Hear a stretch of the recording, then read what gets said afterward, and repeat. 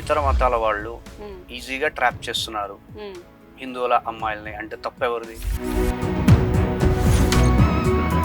అంత బలహీనంగా పిల్లల్ని ఎందుకు పెంచాలి? ఉమ్, అంత అమాయకంగా పిల్లల్ని ఎందుకు పెంచాలి? ఉమ్. లవ్ జిహాద్ అనేది ఉందా లేదంటే ఇది కల్పితమా? దీని వెనకాల ఎవరున్నారు ఒకవేళ ఉంటే? ఆల్రెడీ డ్యామేజ్ చాలా అయిపోయింది. ఉమ్, ఇప్పుడు లవ్ జిహాద్ గురించి మాట్లాడుకోవడం వల్ల ప్రయోజనం ఏంటి?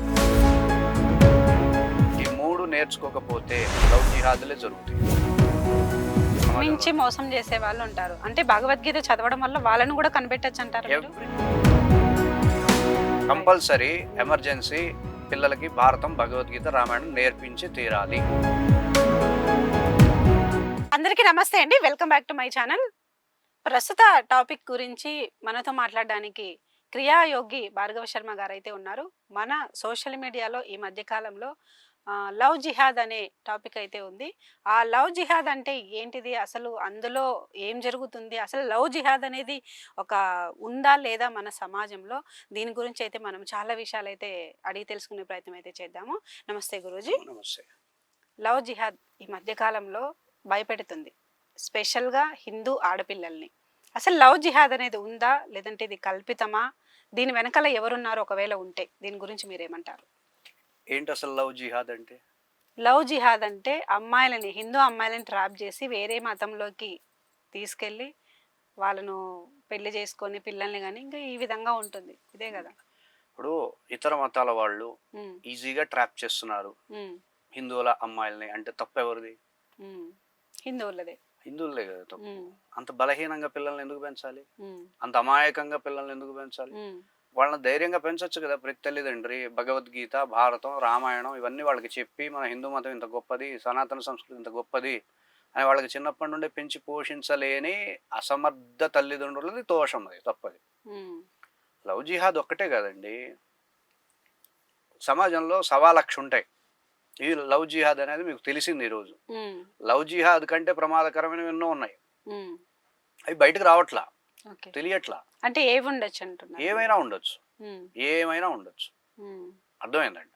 అవి బయటకు రావట్లేదు. కానీ ప్రమాదకరమైనటువంటి పరిస్థితులు ప్రతి చోట ఉంటాయి కాబట్టి ఉమ్, తల్లిదండ్రులు అనేవాళ్ళు బాధ్యత తీసుకొని పిల్లలకి భగవద్గీత నేర్పించండి. ఉమ్, తెలివితేటలుగా బతకడం ఎట్లానో రాముడిని, కృష్ణుడిని వాళ్ళ గట్టాలని చెప్తూ ఉమ్, వాళ్ళకి వివేకవంతుల్ని చేయాల్సిన బాధ్యత తల్లిదండ్రుల మీద ఉంది. ఉమ్, లవ్ జిహాద్ జరుగుతుంది. ఉమ్, లవ్ జిహాద్ కాదు, ఇంకా ఏవేవో జరుగుతాయి. ఉమ్, సమాజం కదా ఇది. అందరూ మంచోళ్ళు ఉండరు కదా, మ్మ్. ఫ్రేమ్ లో ఉండరు కదా. రకరకాల వాళ్ళు ఉంటారు, బుర్రెకో బుద్ధి ఇదంతా ఉంటుంది కదా. సో వాటిని నువ్వు వ్యతిరేకించాలంటే లవ్ జిహాద్ ఈరోజు నీకు తెలిసింది. ఉమ్, నీకు తెలియక ముందు కొన్ని వందల సంవత్సరాలుగా ఉంది అది లవ్ జిహాద్. ఆల్రెడీ డ్యామేజ్ చాలా అయిపోయింది. ఉమ్, ఇప్పుడు లవ్ జిహాద్ గురించి మాట్లాడుకోవడం వల్ల ప్రయోజనం ఏంటి? ఉమ్. అంటే భగవద్గీత వల్ల మీకు లవ్. విషయం చెప్తానండి. మ్మ్. లవ్ జిహాద్ అని మీరు అంటున్నారంటే ఆల్రెడీ లవ్ జిహాద్ అనే ప్రాజెక్ట్ అయిపోయిందని అర్థం. ఓకే, అయిపోయినట్టువే మన ముందుకు మీ వస్తాయి ముందుకు వచ్చినాయి. ఉమ్. అది ఆల్రెడీ 100 సంవత్సరాలుగా జరిగిపోయింది, చాలా జరిగిపోయింది, అయిపోయింది. అంటే ఇప్పుడు కూడా మనకి నడుస్తుంది. ఎప్పుడైనా సరే అది బయటపడిందంటే అర్థం ఏంటి?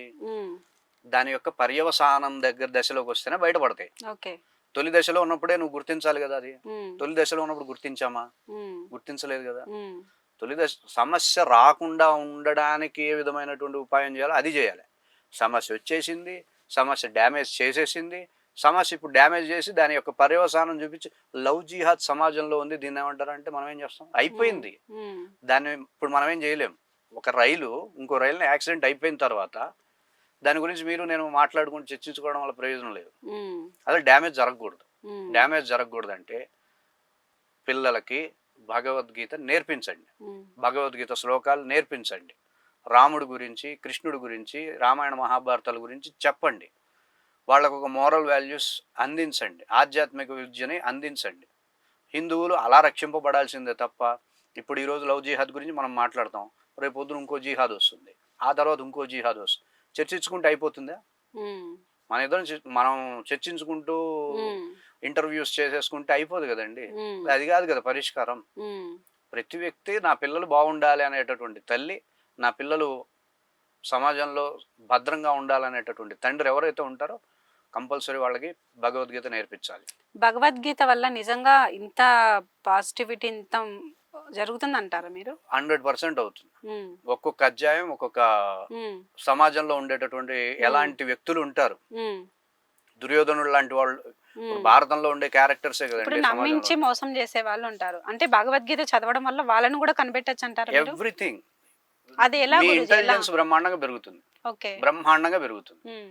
ఇంకా అది పెద్ద ఇంటర్వ్యూ అవుతుంది. ఉమ్. అది మీరు తర్వాత తీసుకుంటారంటే మనం మాట్లాడుకుందాం. ఉమ్. పెద్ద ఇంటర్వ్యూ అవుతుంది.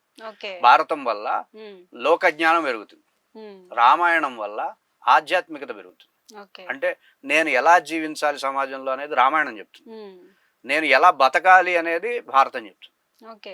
ఇట్లా సమాజంలో దుర్మార్గులు, దుష్టులు, నీచులు, నికృష్టులు, నిష్ఠ దరిద్రులు ఉన్నారు కదా, వీళ్ళందరినీ ఎదిరిస్తూ ఎలా బతకాలనేది భారతం చెప్తుంది. ఓకే. ఆ దరిద్రులందరూ వాళ్లే కదా, కర్ణుడు, దుర్యోధనుడు, దుశ్శాసనుడు, వీళ్ళే కదా వీళ్ళందరూ, ఉమ్. వీళ్ళ క్యారెక్టర్సే కదా వాళ్ళు. ఉమ్. అది భారతం చెప్తుంది. రామాయణం నువ్వు ఎలా నైతికంగా బతకచ్చు, నైతిక విలువలతో ఎలా జీవించవచ్చు, ఉమ్. ఒక గొప్పగా ఎలా జీవించవచ్చు రామాయణం చెప్తుంది. భగవద్గీత రెండింటిని సమన్వయం చేసి చెప్తుంది. ఓకే. ఈ మూడు నేర్చుకోకపోతే లవ్ జిహాదులే జరుగుతాయి, ఇంకా ఎక్కువ ప్రమాదమైనటువంటి అంశాలు జరుగుతాయి. Okay.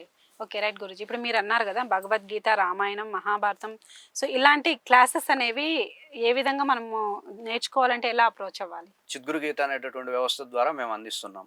Um. They can contact ఉమ్. అస్. ఉమ్. చాలా మంది ఉన్నారు భగవద్గీతను చెప్పేవాళ్ళు, రామాయణం చెప్పేవాళ్ళు చాలా మంది ఉన్నారు, క్లాసెస్ కండక్ట్ చేసేవాళ్ళు. ఉమ్. దగ్గరగా ఉండే వాళ్ళని కాంటాక్ట్ చేసి చక్కగా పిల్లలకి ముందు రామాయణం, భారతం నేర్పించండి. లేదంటే మీరే బాధ్యత తీసుకుని వాళ్ళకి చెప్పండి. ఉమ్. ఎమర్జెన్సీ పీరియడ్ ఇది, ఎమర్జెన్సీ సమయం. ఉమ్. మీరు చెప్తున్నట్టు ఎమర్జెన్సీ. ఉమ్. వాళ్ళకి కంపల్సరీ 5వ సంవత్సరం 6వ సంవత్సరం వచ్చేసరికి మేము 10వ తరగతి లోపలే మేము చదువుకున్నాం. ఓకే. 5వ తరగతి అప్పుడే రామాయణం, మహాభారతం ఇవన్నీ నేర్చుకున్నాం. ఉమ్. 5వ తరగతి అప్పుడే? 5వ తరగతి అప్పుడు. ఓకే. 5వ తరగతిలో ఉన్నప్పుడే భారతంలో ఉమ్. ఏ క్యారెక్టర్ ఎవరు ఏంటి అని అడిగితే చెప్పేసేవాడిని. ఓకే. మన ఎడ్యుకేషన్ సిస్టంలో భగవద్గీత అనేది కంపల్సరీ పెట్టాలి ఈ మధ్య కాలంలోనే అంటున్నారు, కానీ పెట్టడం లేదు. ఏం చెప్తారు దీని గురించి? పెట్టనివ్వండి, పెట్టకపోనివ్వండి, ఉమ్. మీ మీ మీ బాధ్యత కదా అది. ఉమ్. గవర్నమెంట్ ఎప్పుడొకటి చేస్తుంది, ఉమ్. మనలో మార్పు వస్తే గవర్నమెంట్ చేస్తుంది 100%. ఉమ్. గవర్నమెంట్ చేసేదాకా నువ్వు కూర్చుంటే ఎవరు మోసపోయేది, ఎవరు ఇబ్బంది పడేది, ఉమ్. ఎవరి పిల్లలు ఇబ్బంది పడేది? మన పిల్లలే. మీరు బాధ్యత తీసుకోండి. ఎవరు భారతం చెప్పేవాళ్ళు లేరా, రామాయణం చెప్పేవాళ్ళు లేరా, ఉమ్. భగవద్గీత చెప్పేవాళ్ళు లేరా? గరికపాటి గారు ఉన్నారుగా, ఉమ్. చాగంటి గారు ఉన్నారు కదా, వాళ్ళ వీడియోస్ చూపించాలి. ఉమ్. చక్కగా హాస్యంగా చెప్తారు ఆయన, గరికపాటి గారు ఉమ్. బ్రహ్మాండంగా చెప్తారు, ఆకర్షణీయంగా. చాగంటి గారు అయితే చెప్పేది ఏం లేదు కదా, ఆయన కంటే బాగా చెప్పగలిగే వ్యక్తులు ఎవరు లేరు కదా. ఉమ్. వీడియోస్ పెట్టండి, వీడియోస్ చూపించండి, నేర్పించండి, మీరు చెప్పండి. ఉమ్. బుద్ధి ఉంటే 100 మార్గాలు దొరుకుతాయి. ఓకే. కంపల్సరీ ఎమర్జెన్సీ పిల్లలకి భారతం, భగవద్గీత, రామాయణం నేర్పించి తీరాలి. ఓకే. అలా చేస్తే లవ్ జిహాద్ కాదు, ఇంకే జిహాదులు జరగవు.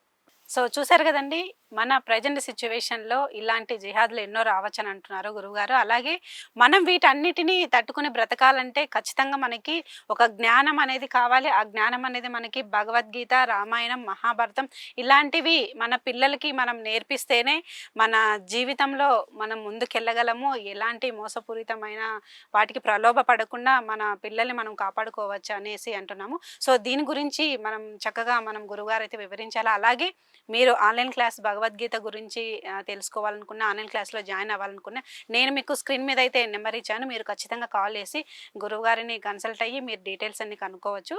సో మన కర్తవ్యం ఇప్పుడు భగవద్గీతను మనం ఖచ్చితంగా మన పిల్లలకి నేర్పించాలి. నమస్తే గురుజీ. జై శ్రీరామ్. జై శ్రీరామ్.